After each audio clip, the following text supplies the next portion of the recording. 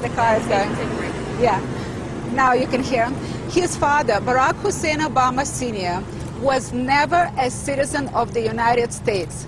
He was here on a student visa. At that time, Kenya was a British colony, and he was a British citizen. At birth, according to a British Nationality Act, Obama was a British citizen. At best, he had dual allegiance, dual citizenship, which is not allowed for the president and commander-in-chief. John A. Bingham has stated, again, natural-born citizen is one who was born in the United States, U.S. territory, to parents that don't owe allegiance to any other sovereignty. Again, Obama's father owed allegiance to Great Britain and later to Kenya, and therefore Obama never qualified regardless of where he was born. Even if he was born in the White House, in the Lincoln bedroom, he still would not be qualified as a natural-born citizen. And based on that, he cannot be president and commander-in-chief. A number of Obama supporters were saying that, I better put this down because this is heavy. Oh, that's okay. Thank you. That's Southern gentleman. The House Department in Hawaii provided his birth certificate. That's a total and complete lie. They never provided anything. As a matter of fact, what they stated, that they cannot provide any documents. Why? Because Obama refused to provide a consent for release of his original birth certificate. You tell me, why would any honest person who has nothing to hide refuse to consent a simple birth certificate that people produce anytime to sign up a kid for Little League? They produce it. Was a computerized image, which is nothing. It's a piece of garbage because you can Photoshop anything on the computer. It's not a document, and that's why no court will ever accept such a piece of garbage as a document. They would ask for original document or certified copy, and he refused to provide anything. Not original birth certificate, no passports, no immigration records, no school records. Moreover, you knew he was president when you volunteered in May. What happened? At that time, it really didn't occur to me that it would be germane to my deployment. And then as the deployment got closer and closer and closer, I was thinking, I now will be going into harm's way, and I need to verify for sure that the orders that I'm following are lawful orders. And that's at which time I began to question that and not so much the deployment, but the legality of the deployment. I am more than happy, ready, willing, and able to deploy and do my duty in Afghanistan as so ordered, but only under lawful legal orders. That's all I got. So a lot of people have accused you of being some sort of, a modern-day draft dodger trying to get out of deployment. You don't think that's the case?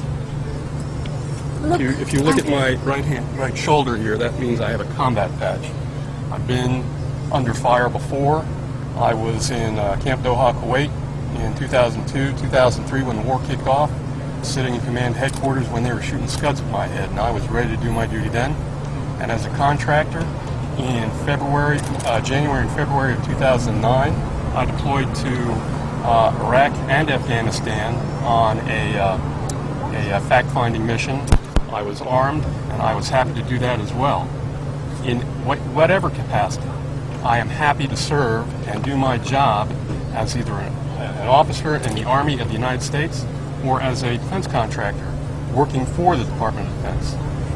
If the military caved in so quickly that the moment I have filed a temporary restraining order, within 2 days, they said, okay, we revoke the order. No more order, you don't have to go. What kind of military is that?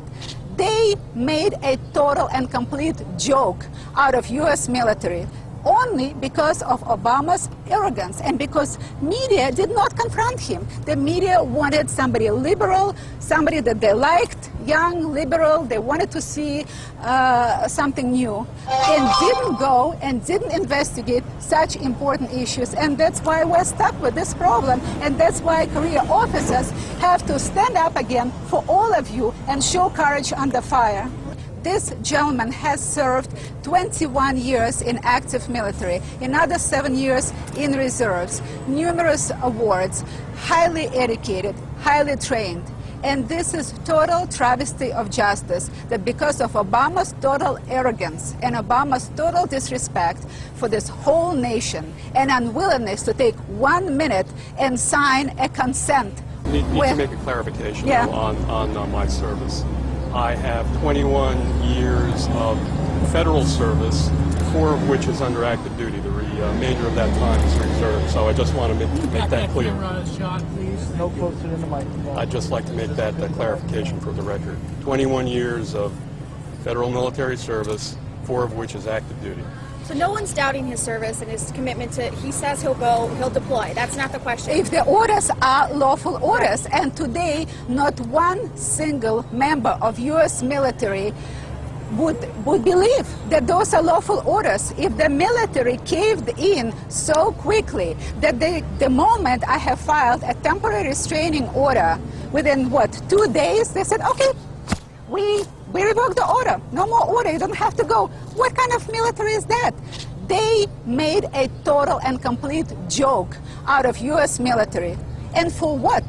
To please Obama so that he can continue arrogantly disrespect this whole nation?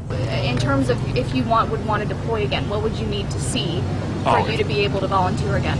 Oh, for me to volunteer to deploy, I need to see that the individual who's sitting in the office of the presidency, President of the United States, is legally able to do so. That's all I need to see.